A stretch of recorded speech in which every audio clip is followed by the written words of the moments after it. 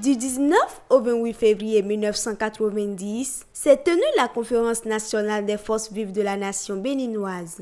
Présidée par Maître Robert Dossou, c'était la salle de conférence de l'hôtel PLM Alejo à Cotonou qui a abrité la dite conférence.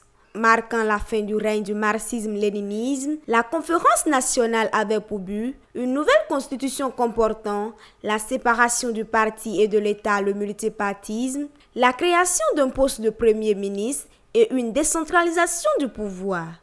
Conséquence des problèmes qui se sont accumulés entre 1986 et 1989, entraînant la crise béninoise, cette conférence solennellement décidée par les hautes instances politiques du Bénin a connu son épilogue en décembre 1989 grâce à l'approbation des membres de l'Assemblée nationale sur une proposition du gouvernement du général Mathieu Kérékou.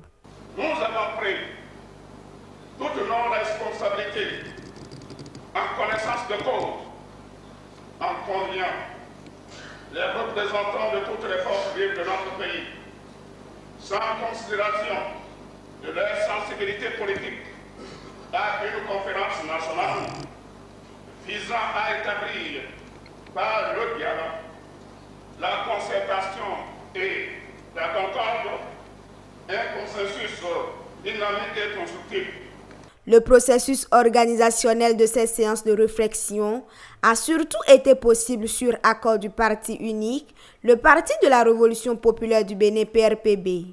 Ces derniers ont alors décidé qu'il est temps que les Béninois se retrouvent pour discuter et trouver des solutions aux problèmes qui minaient la nation. Une nouvelle constitution doit être élaborée. Il est tout à fait normal que nous sachions ce que nous allons mettre là-dedans. Dans la période, le Bénin a été un véritable modèle de préservation de la démocratie en Afrique. La conférence nationale a marqué le début d'une nouvelle ère démocratique. Les décisions de cette rencontre ont non seulement mis fin à la crise généralisée, mais et surtout amorcé les prémices de renouveau démocratique et idéologique au Bénin.